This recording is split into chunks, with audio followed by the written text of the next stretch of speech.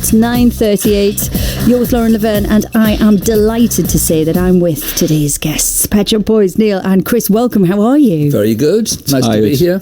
Tired. Chris is just struggling through.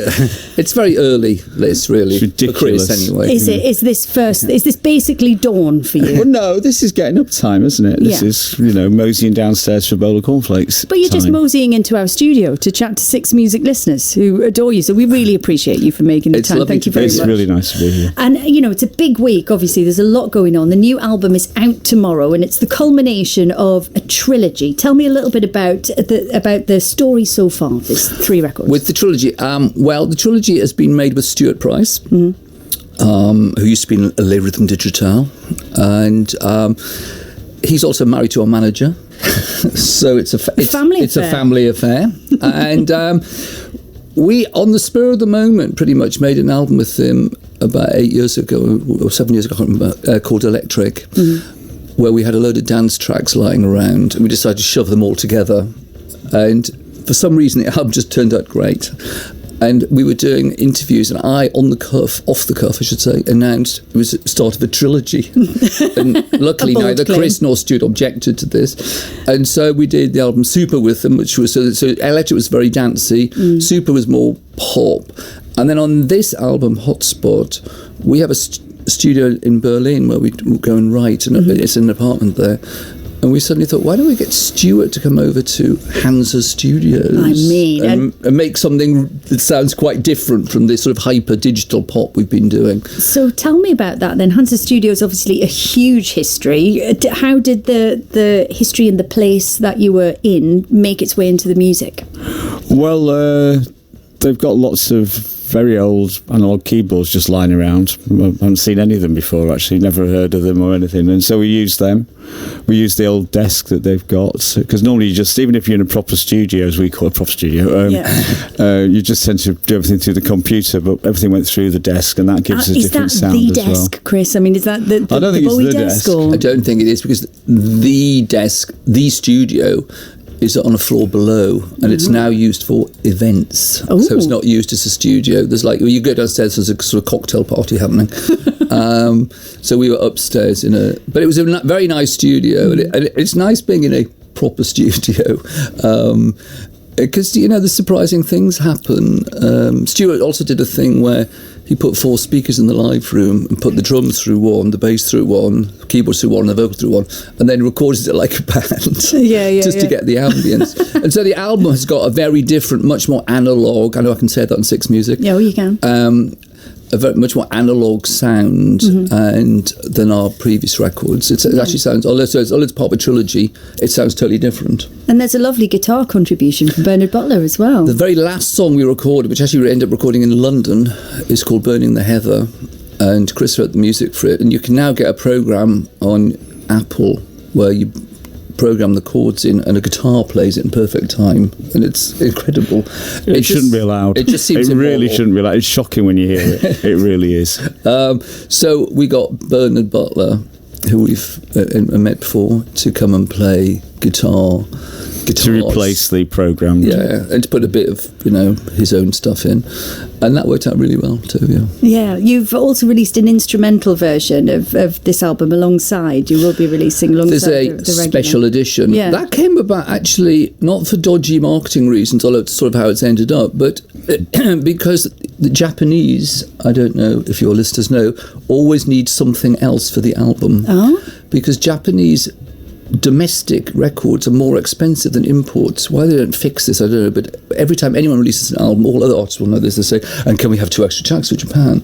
And so we suggested they had instrumental, and it was all mastered, and then the Japanese didn't want that, but by that time we'd heard it and really liked it, so we suggested to our record company that we put it out. So that's a very nice sequence of electronic music with no annoying vocals from Neil Tennant. But my question was going to be in follow-up to that are the lyrics and the music kind of conceived separately? That the idea of them existing separately is quite interesting, especially with your background as a journalist and writer first. It depends. Sometimes in recent years, like Burning the Heather you mentioned, a couple of years ago I sent Chris a load of lyrics I'd written thinking he might set them to music, and he did, which is quite nice. And but then often I write lyrics. We're writing music in the studio, and some idea will come up, and I'll write them at the time. What sort of subject matter have you been tackling this time around? What's been inspiring you? Well, having had this apartment in Berlin for 10 years, some of the songs actually refer to Berlin. So the opening track is called Will o' the Wisp, and you're on the U1 underground line in going from Ulandstrasse to Warschauer Strasse.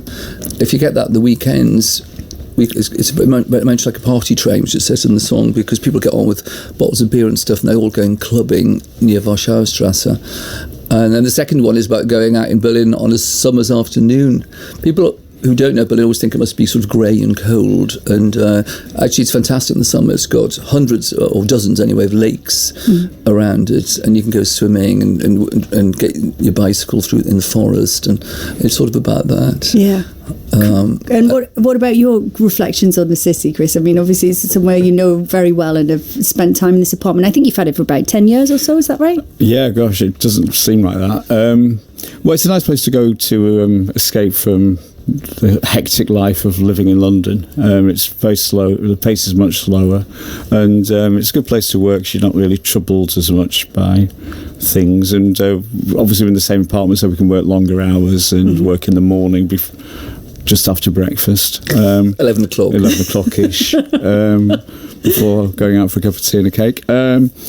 So yeah, it's just a nice place to be, and musically, there's music everywhere. They take music really seriously in Berlin. I mean, any bar you go to, there'll be a DJ playing off a laptop, playing really obscure stuff that you'd never heard before. And then it's famous for its clubs, so you can go to Berghain, and so there's all those sort of influences as well. So it's a nice place to be. I'm going to play the track Monkey Business now, which we've had for a little while. I've been sitting with that one and really enjoying it. Is there anything you can tell us about it before we hear it?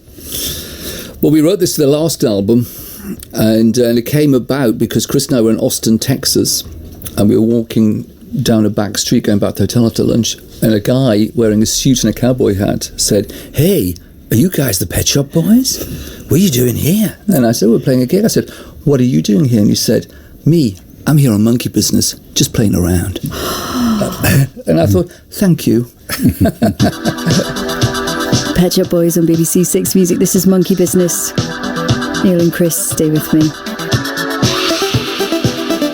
First time that album version, we've played the radio edit, but the first time the album version's been on air, apparently. It is, yes. That was the world premiere first play. That's exciting. It's a minute longer than the single version. I love it when you do one of those accidentally. Thank you very much, gentlemen. So, Neil, Chris, some statistics for you. 14 albums in, 100 million records sold. It's 50 million. 50, really? I don't know where 100 million's come from. 100, so you think you're downgrading? I'm downgrading us to a mere 50 million. Now, don't argue with the Guinness Book of World Records, who list you as the most successful duo of all time. Yeah. And, of course, that 40th anniversary of you guys getting together is coming up next year. It is, yes. The numbers are pretty interesting. And, I mean, it makes me wonder, when you started out, going back to 1981, when, you began on this project, if you could have known what lay in store, what would you have made of it, do you think? I think I wouldn't have believed it, really. Obviously, we didn't know them, but we started as we've carried on, because writing songs together was really good fun, and it was right from the beginning. And right from the beginning, we both had different sets of skills in terms of music. I'd never actually really thought about a bass line before, to be honest. I used to write songs at home on my acoustic guitar, and then suddenly Chris was playing a bass line on my synthesizer, and it was a sort of new world for me, that. Well, it was a monophonic synthesizer. There wasn't a lot else you could do, really. Yes, it was. I mean, what about you, Chris? What do you think about, looking back? Obviously, I think when you come to these big anniversaries, it's an invitation to indulge in a bit of hindsight. Of course, I know that you guys are allergic to nostalgia, but you must kind of look back at the story so far and think that's pretty incredible. No, I don't really. I don't look back at all. I think the whole thing's just been a bit odd, really. It's not what you expect to happen. Certainly not when you're at university studying to be an architect. You don't expect to become a pop star Yeah. and travel around the world. But that aspect of it is very nice, actually, being able to travel. Well, because we won't be able to do that much in the future now either. So, And you are going to be travelling. You're going to be touring. Where are you most looking forward to playing? Well, we're playing in Britain. We're doing a tour of Britain. We start the tour in Berlin, appropriately, although that's just a coincidence, in fact. It'll be nice going back there. And we're going to be going to the United States later in the year. It's not announced yet. We're doing various festivals in the summer, which is always fun. Various festivals in the summer? Various festivals in the summer. I love those various festivals. Yeah. Well, there's some listed on our website if you want to have a look. Okay. And the tour is called Dream World. Yeah, we had a single out last year called Dreamland, and we decided that we'd call it Dream World because it's a world tour. And maybe it gives an idea for the show. We've got a new we always work with a theatre designer. We've got a new one because our previous designer, Es Devlin, is now doing Cirque du Soleil. Oh, wow. So she's in Montreal and cooking that up. So we've got this guy we're working with. So it's going to be a fresh start. So that's exciting. Can you give me a sense No, of... not really. It's clues, too not early. Not even any adjectives? I mean, you know, Yes. you could throw a vibe at me. well, we're keeping the band that we had on the last tour because we like them. We like the whole thing that they bring to it, really, and also they're great musicians. And so there'll be a band for the last show, and then there'll be amazing visuals. That'll do. We're in. That'll do, yeah. We'll come. Of course, you know, you continue to look forward and to try new things. Some really interesting projects for you guys in recent years. The ballet score that you did in 2011, the Alan Turing concert a few years after that, and the Royal Opera House residency. How do you decide what you fancy doing next? Is it just a case of following your nose and your instincts? Yeah, we've got this show opening actually in 2 weeks' time at Leicester Square Theatre with Francis Barber called Music with a K, German. And we took a character from the musical we wrote many years ago with the writer Jonathan Harvey. And Frances Barber's the most brilliant actor. And she inhabited this character so much, it just got a life of its own, the character. And we've always wanted to do this one-woman show. And she's a singer from Berlin via New York who's meant to have been famous in the 70s. And so she talks through her life and we wrote songs for it. And that was a really fun thing to do because you had to write songs from the past. So she has a disco smash recorded in Munich in 1978 called Ich bin Music, and we had to write that. We kept playing Georgia Moroder's Music Machine album to try and get the right sound, and it's a really good song. Anyway, it's only an hour long. It's a cabaret show really, but it opens in a couple of weeks in London. Well, I'm very pleased to hear that you're not always resistant to looking back. If you could kind of look back and indulge in some imagined nostalgia, dip into a dream world. But with that anniversary coming up, 40 years next year, I mean, you must have had so many invitations to kind of celebrate that. Do you think you will? We haven't had any. Really? I'm aware Well, of. like what? Like what? I mean, 40 years of I think we'd be more likely to celebrate the first hit, which was 35 years ago, I think this year. But then 35 years, it's a funny thing. I mean, we've reissued all our back catalogue in the last few years with bonus discs. Now, the whole, it's all, and interviews and everything, it's all neatly packaged up now. So, I don't know. I think it is best to look forward and let the past take care of itself in its neatly, digitally remastered world. And what we tend to do is concentrate on what we're doing now and maybe know something's coming up in the future. And that's how time passes very quickly, I think, when you do that. Well, Maybe a BBC special on you know, on BBC One Saturday night. Saturday night. Oh, that'd be Now, good. that would be yeah. good. Strictly Takeover. A Strictly Takeover. Yes. Come on, let's workshop this. It's essentially your Ruby wedding. Like, Yes, Strictly Takeover. That'll never happen. well, we're certainly looking forward to tomorrow and the release of the new album. Thank you so much for Thank joining you. us to Nice tell us to Thank about you. it. Nice to be here. Hotspot is out tomorrow. The Actually, it's quite late now. Thank you very much. Gentlemen, we get you coffee and a cake. You'll be all right, Chris.